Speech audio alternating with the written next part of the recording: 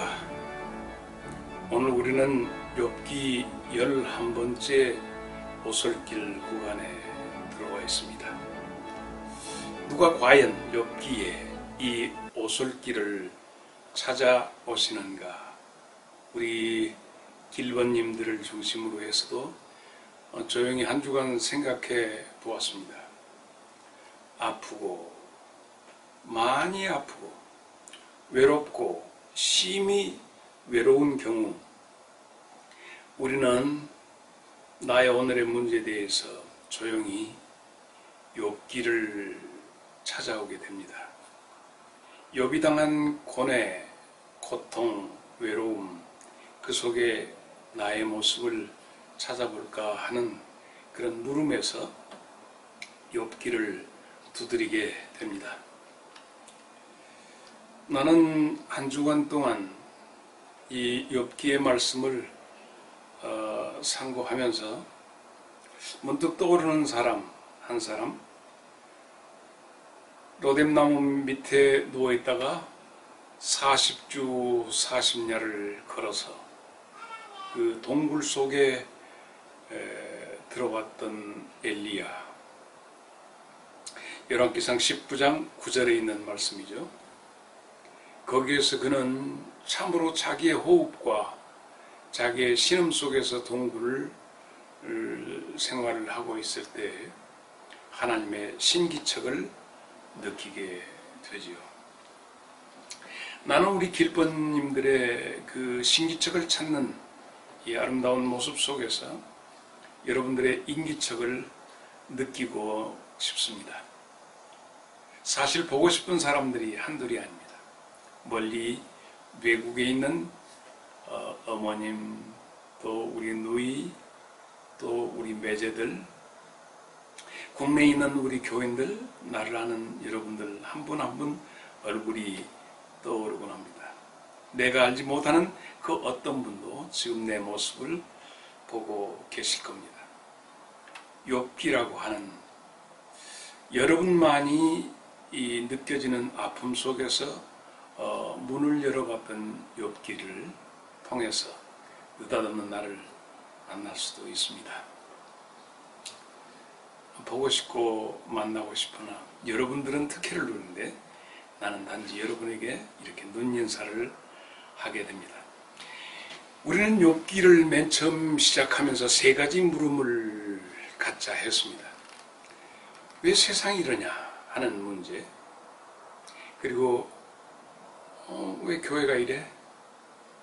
하는 것. 진정한 나의 위로자, 나의 구원자는 어디에 계시는가 하는 그 물음. 이것을 욥기를 통해서 우리는 찾자 그렇게 했습니다.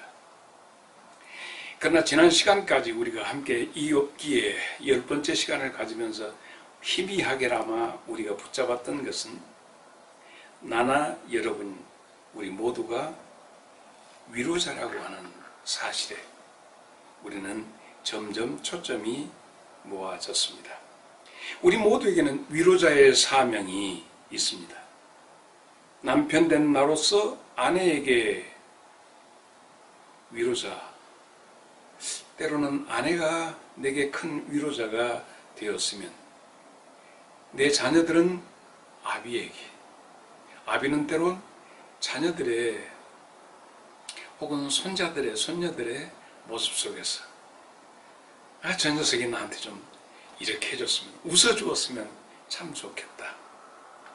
직장에서도 일터에서도 우리가 우리의 아이덴티티, 우리의 정체감은 위로자라고 하는 사실에 대해서 흔들림이 없어야 합니다. 외국인 근로자에게도 마찬가지죠.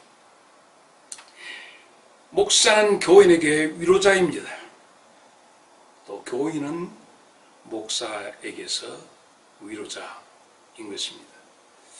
교인으로부터 위로는 참 그게 나는 평생 많은 위로를 받아왔습니다. 히브리서 13장 17절에 있는 말씀처럼 말입니다.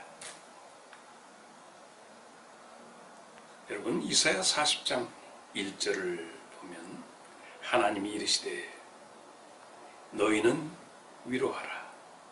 내 백성을 위로하라 했습니다. 우리 인생의 가장 큰, 어쩌면 이 땅에 와서 벌거벗고 왔으면서 처음 어머니가 부둥켜주던 그 위로의 순간처럼, 그리고 마지막에 이 세상 떠날 때 하나님이 보듬어 주시는 그 위로의 시간, 어쩌면 우리 인생 시작부터 끝까지 우리는 위로라고 하는 큰 사랑의 덩어리 속에서 존재하고 있습니다. 이 땅에는 우리가 나그네지만 우리의 사명은 분명한 것 하나, 그 위로자입니다. 여러분, 우리 그렇게 한번 가보시게요. 어디까지 얼마만큼 우리가 하는지는 모르나 우리 모두가 위로자로서 걸어가 보십시다. 그래서 지금 삶에서, 척박한 삶에서 한번 웅덩이를 파보십시다. 말씀의 웅덩이를 파면서 위로의 샘물이 터질 때까지. 그래서 그 속에서 에너지가 나올 수 있도록 나는 오늘 위로자로서 내 삶을 세워야 할 것입니다. 여러분, 핸델의 오라토리오 메시아, 우리의 신앙의 신비를 너무나도 적절하게 표현해주는 좋은, 아주 우리 인류의 좋은 걸작이죠. 그런데 그 오라토리오 핸델이 작곡한 메시아라고 하는 전곡 뒤에 최후 마지막 장에 사인을 하면서 핸델이 이렇게 사인했습니다. SDG. SDG, 이것은 요약된 문자였습니다.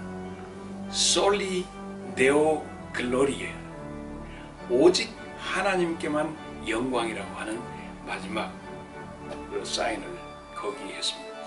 아마 핸델 메시아는 저도 전곡을 남은 아마 광주 학생회관에서 오래전에, 광주 시향이 생기기 전에 여기 합창단에서 한번 발표를 했던 기억이 있습니다.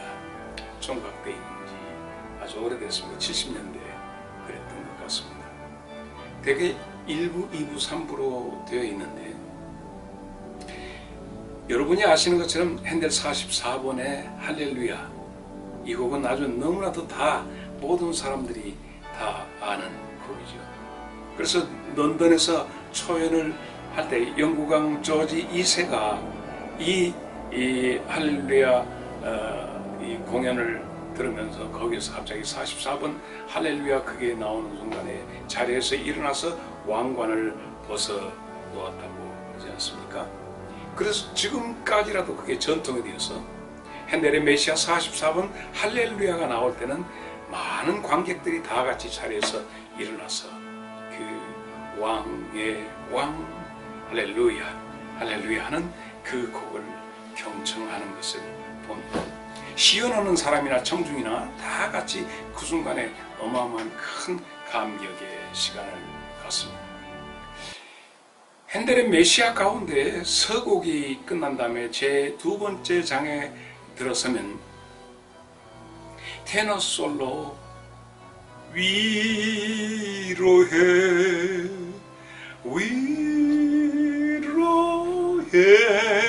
내 백성 하는 이사야 40장 1절로 3절 내용이 핸델의 메시아의 서곡 다음에 펼쳐지는 말씀의 시작이 이사야 40장 1절로 시작이 됩니다.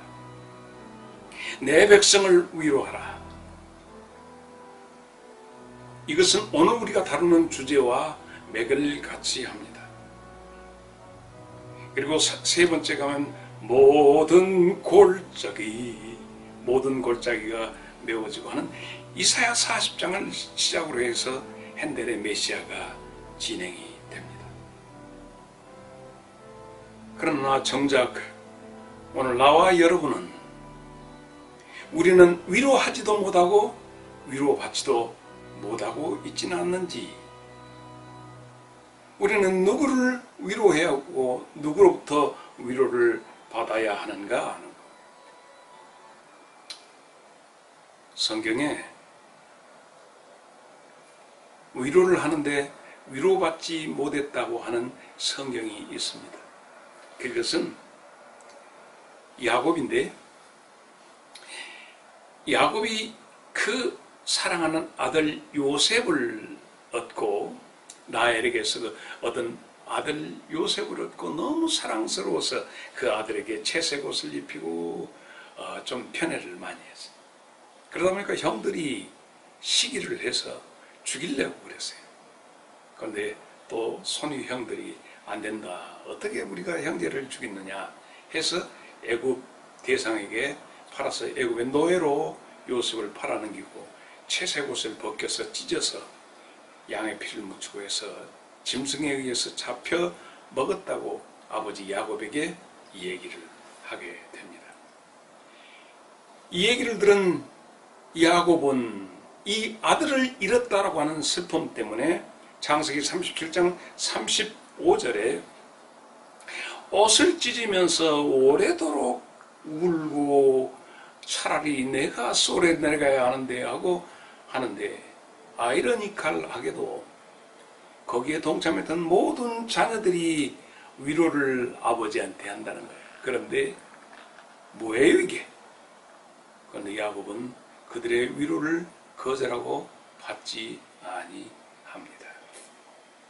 위로를 하고자 하는데 받지 아니했다는 거예요.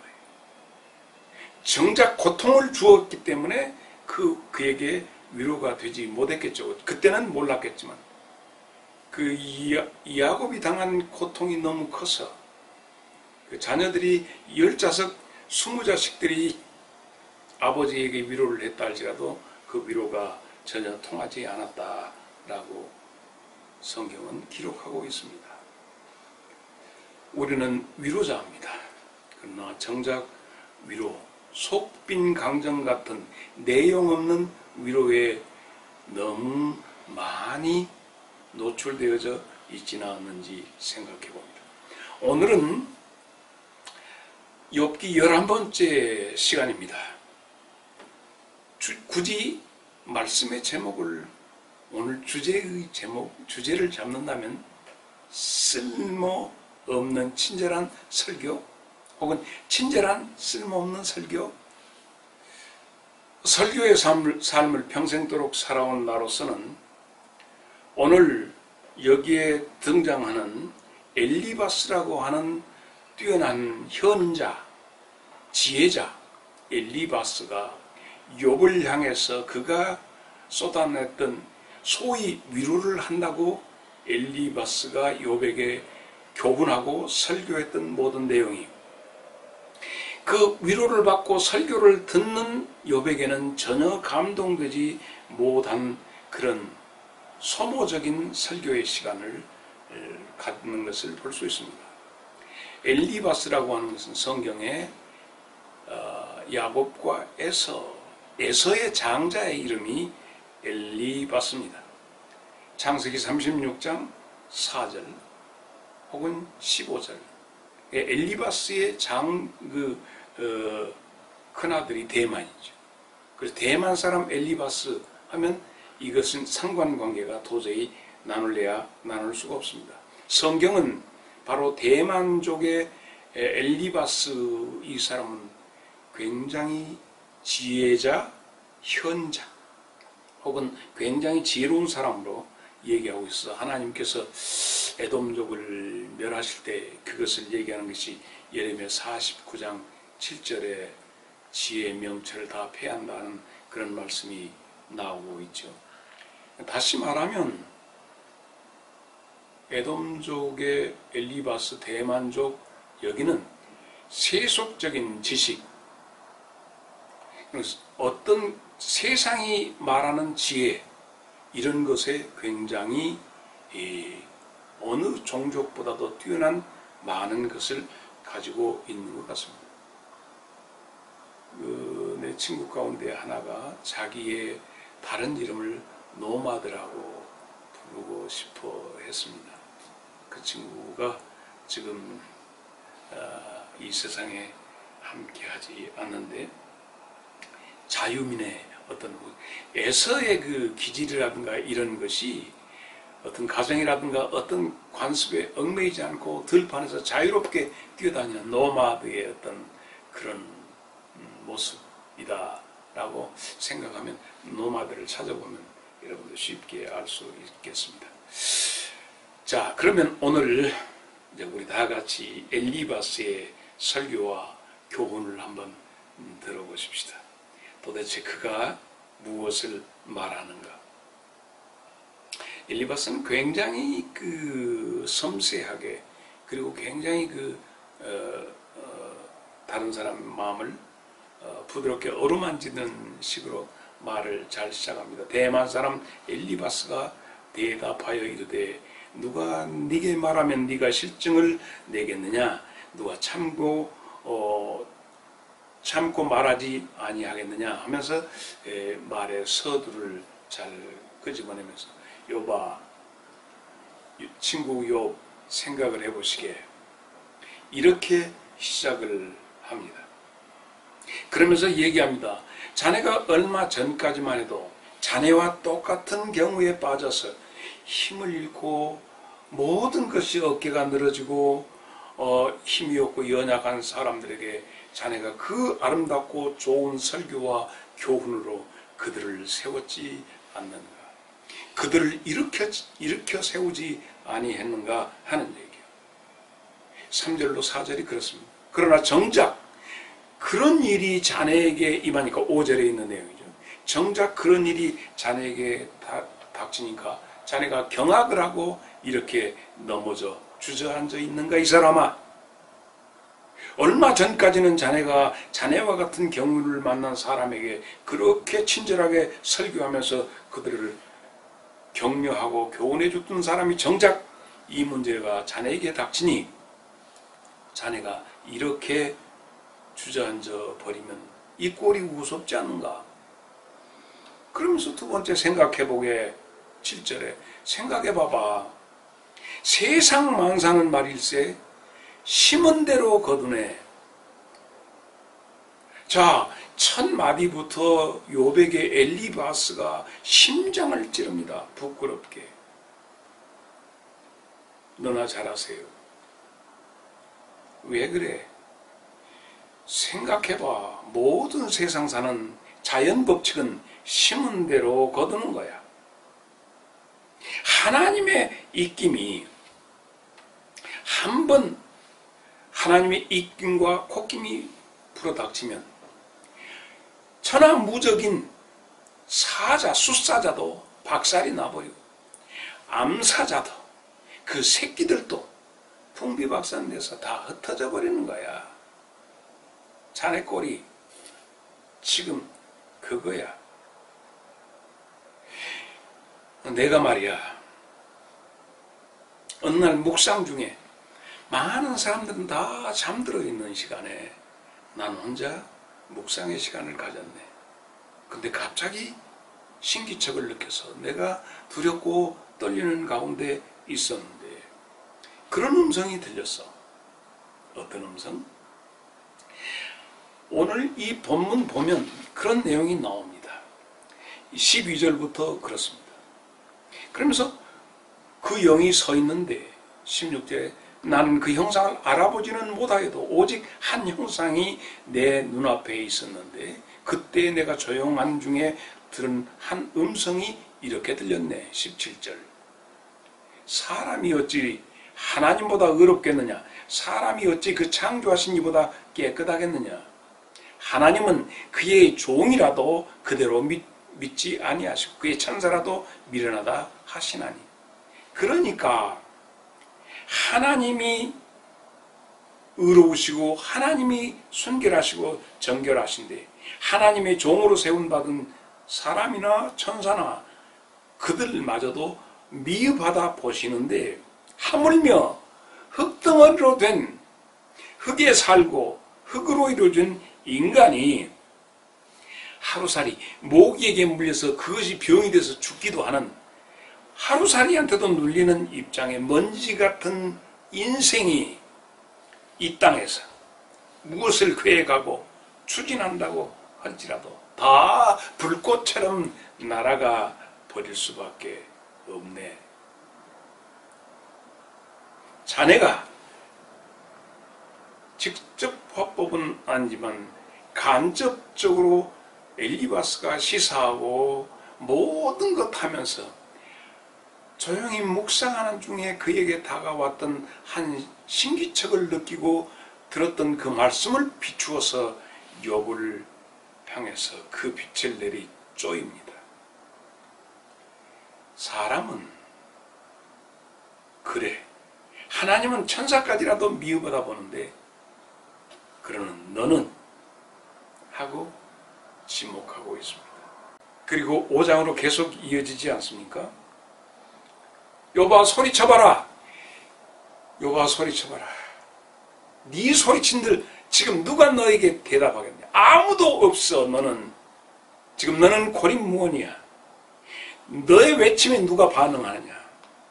너의 상황에 어떤 거룩한 존재가 너에 대해서 긍정하느냐? 아무도 이 세상에 너의 지금 외침에 대해서 호응할 수 있고 반응할 수 있는 존재는 이 세상에 없다.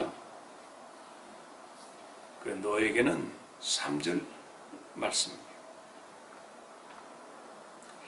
내가 미련한 자가 뿌리 내리는 것을 보고 그의 집을 당장에 저주하였노라. 이렇게 말하죠. 그 집은 풍비박산이 된다 하는 것입니다. 다시 말해서 그래서 너희 집이 풍비박산된 거라. 너는 아무도 너를 붙잡아 줄 리가 없는 고립무원에 있어. 이게 위로자가 해야 할 설교일까 생각해 봅니다. 그래서 그 말씀 계속 이어가는데 엘리바스가 기탄 없이 얘기합니다. 이런 인간들에게는 자식들이 도움을 청해도 도와줄 사람이 아무도 없고 구함을 받지 못하며 욥의 가슴에 염장질을 하고 있어요. 집안의 모든 소득은 다, 재산은 다 날아갈 수밖에 없고 이렇게 참담하게 아무것도, 사람은 고생을 위해서 났으니 불꽃이 위로 날아가는 것 같이 사라질 수밖에 없는 것이 인생이다. 그러면서 엘리바스는 나라면, 네가 나라면 말이야, 이렇게 나오는 거야. 내가 너라면, 이 8절에 있는 말씀이죠. 나는 하나님을 믿고 기도하겠다. 얼마나 경건한지. 나는 하나님께 매달리겠다. 전지전능하시고 무소부지하신 하나님께 교만한 자를 물리치시고 겸손한 자를 일으키시는 하나님, 지혜 있는 자의 지혜를 부끄럽게 하시고 가난한 자를 돌보시고 일으켜 세워주시는, 소망을 주시는 하나님께 나라면 기도하겠다.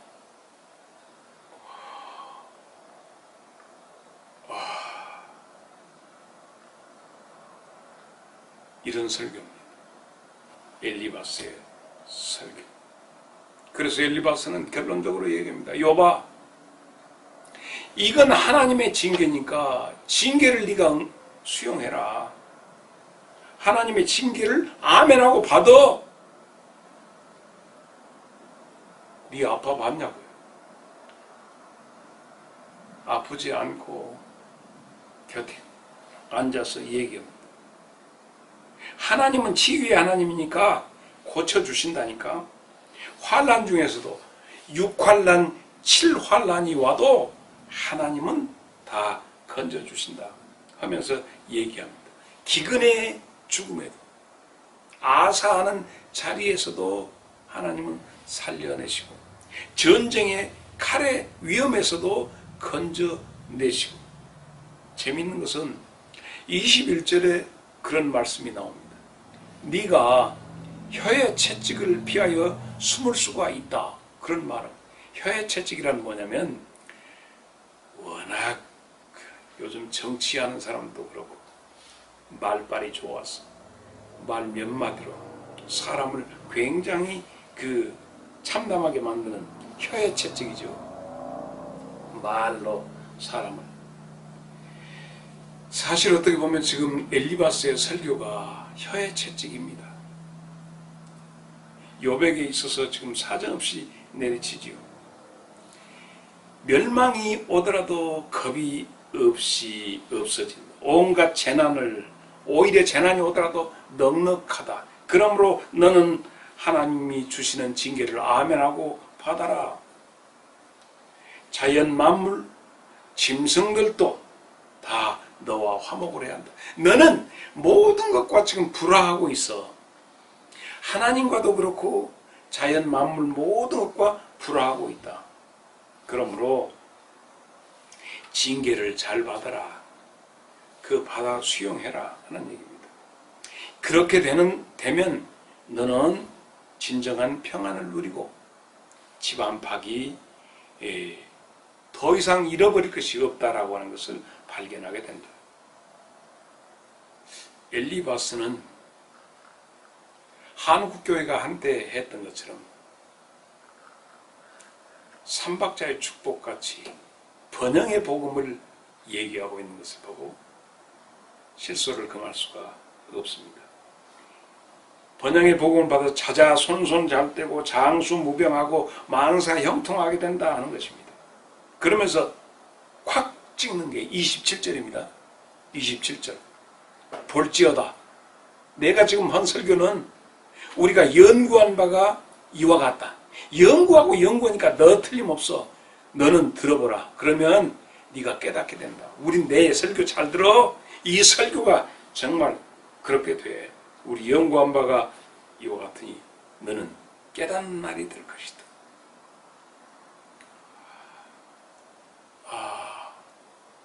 혹시 내가 위로를 이렇게 교인들에게 하지 않았는가 스스로 돌아다봅니다. 엘리바스는 에서의 장남의 이름입니다.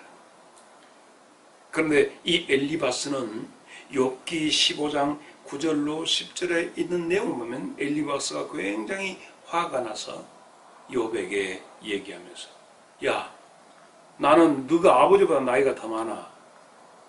이렇게 얘기합니다. 내 말을 들으란 마다 이렇게 강요를 하는 것을 볼 수 있습니다. 욥이 외롭습니다. 욥이 아픕니다. 너무 많이 아픕니다. 욥의 상처 하나하나 이걸 위로한다고 오히려 덧나게 합니다. 여러분, 엘리바스는 욥의 고통은 까닭이 있다 이렇게 결론을 내지 않습니까? 너의 이것은 네가 분명히 매맞을 짓을 했어. 그래서 이게 까닭이 있다 이 얘기합니다. 그러나 여러분, 욥기 1장 9절을 우리가 잠깐 봐야 합니다. 욥기 1장 9절에는 어떻게 나와 있어요? 사탄이 여호와께 대답하여 이르되 욥이 어찌 까닭 없이 하나님을 경외하겠습니까? 까닭거리를 주니까 욥이 그러는 것 아니겠습니까? 이렇게 그 까닭을 제거하면 욥은 하나님을 경외하지 않습니다. 그런데 2장 3절에 여호와께서 사탄에게 이르되 네가 내 종 욥을 주의하여 보았느냐? 그와 같이 온전하고 정직하여 하나님을 경외하며 악에서 떠난 자가 세상에 없느니라. 네가 나를 충동하여 까닭 없이 그를 치게 하였어도 그가 여전히 자기의 온전함을 굳게 지켰느니라. 그러면 까닭이 있다라고 하는 이 생각은, 엘리바스의 생각은 누구의 생각과 맥을 같이 하죠? 예, 사탄의 생각과 맥을 같이 하고 있습니다. 까닭 없이 일어날 수 없다. 너는 심은 대로 거뒀다. 자연법칙이다. 진단하고 처방하는 엘리바스의 모습 속에서, 그 뒷꼭지 속에서, 모습에서 나의 지난 날이 생각나고, 오늘 어떻게 보면 많은 우리 믿음의 형제들 가운데서 잘못하면 엘리바스의 뒷꼭지 같은 삶을 살지 않을까. 참 지혜로운 사람인데 말입니다. 문득 나는 이 말씀 4장, 5장을 엘리바스의 설교를 들으면서 묘하게 떠오른 게 십자가의 고난이었습니다. 예수님이 당한 고난은 어떻게 설명할 수 있겠는가? 이사야 53장 7절에 털 깎는 자 앞에서 잠잠한 어린 양을 어떻게 우리의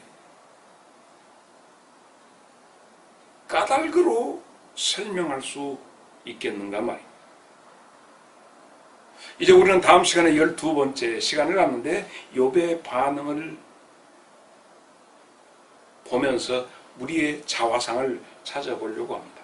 나는 평생 위로자로 자처하고 교인들에게 나갔던 나로서 어느 땐가부터 설교는 타인을 청중을 들으라고 하는 것이 아니라 설교는 내 자신에게 내가 하는 것이라고 나는 정의를 내립니다. 그러므로 설교는 오히려 욥의 신음 같은 것이 설교지. 그리고 자 보세요. 오늘 시간은 여기서 마무리해야 하니까 이 말씀 하나만 드리죠. 디모데전서 1장 15절 말이죠. 사도 바울의 설교 말이죠. 미쁘다 이 말이에요.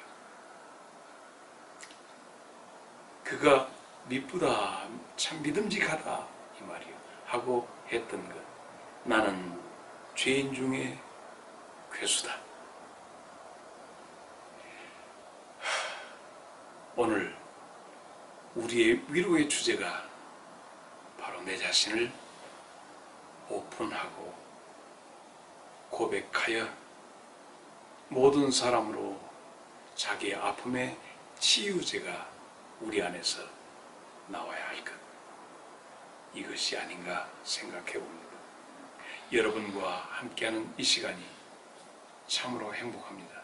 굉장히 무더운 날들이 계속되고 있습니다. 이번 주간에 중부지방으로부터 굉장히 많은 비가 내린다고 합니다. 건강한 한 주 되셨다가 우리 다음 12번째 만남의 시간에 욥의 설교로 여러분을 다시 만나겠습니다. 여러분 감사합니다. 행복하세요.